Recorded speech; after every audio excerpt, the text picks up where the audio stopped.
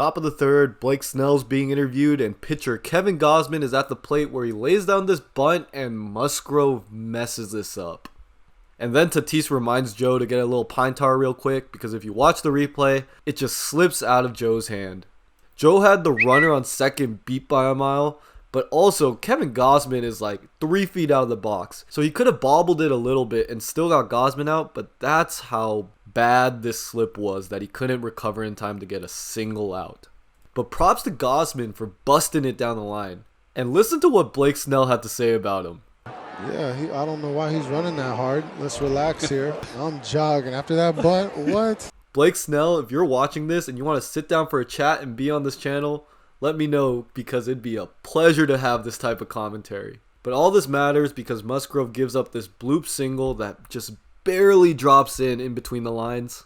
And then Mike Tauchman, who was just traded to the San Francisco Giants, hits this dinger, and that's the game, folks. Technically, it's not Joe Musgrove's fault that the Padres lost today. It's the New York Yankees for trading Mike Tauchman to the San Francisco Giants.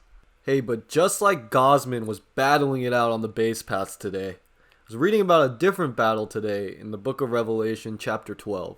The chapter uses a bunch of different metaphors to describe Jesus' birth as this huge cosmic battle. And isn't that like a crazy way to think about the nativity scene? That it's not just like this calm, peaceful birth, but it is the continuation of a battle that God has already started. And the cool thing about this battle is that the way it's described in this chapter is it's already won. Jesus' life and death on this earth serves as evidence that Satan has lost.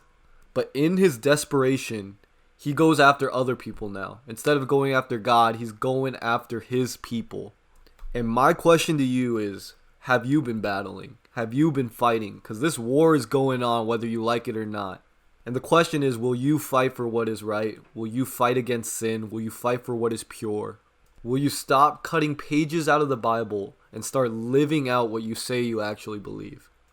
My hope is that you will, and that is my prayer today for you. The enemy says that death is to be feared, but isn't that funny? Because through Jesus' death on the cross, he has taken away the power of death, and now death is for our gain.